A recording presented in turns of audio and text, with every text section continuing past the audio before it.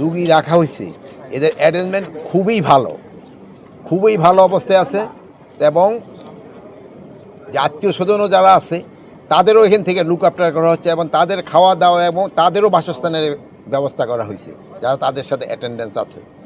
Plus এরা 22 না 23 জন patient মানে যারা এই হসপিটালে অথরাইজ না বাট সিভিল তাদের নিয়ে আসে, এর মধ্যে ছাত্র রয়েছে এবং বিভিন্ন পেশায় কর্মরত লোক তাদেরও এখানে আনা হয়েছে। দিদি মহোদয় আমার এখনও বললো যে ওনারা আরও হয়তো কিছু পেশেন্ট এখানে আনবে। এখানকার পরিবেশও যেরকম সুন্দর, এখানে ট্রিটমেন্টের ব্যবস্থা খুব ভালো। এখানে ডাক্তার যারা আছে খুবই নামি দামি ডাক্তার এবং তারা খুব ভালোভাবে তাদের কেয়ার নিচ্ছে।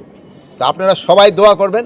আর আপনাদের কাছে হলো আমার একটা বড় অনুরোধ, এই হসপিটালগুলিতে আপনারা যত কম যান, যেহেতু যদি ইনফেকশন হয়ে যায়, ইনফেকশন কিন্তু এই ভিজিটের থেকে বেশি ছড়ানোর সম্ভাবনা থাকে। তো আপনারা একটুখানি পেশেন্টের থেকে দূরে থাকার চেষ্টা করবেন।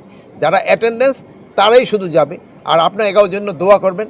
আর আপনারাও যদি ব্যক্তিগতভাবে কাউরে কোনো সাহায্য সহযোগিতা করতে পারেন, যেমন একজন ডাক্তারে আপনার সাথে পরিচিত, তারে ফোন করে দিলে ওই পেশেন্ট একটু ভালোভাবে থাকেন, ওইটাও কিন্তু একটা বড় ধরনের উপকার। এদের যতভাবে পারেন আপনারা উপকার করার চেষ্টা করবেন।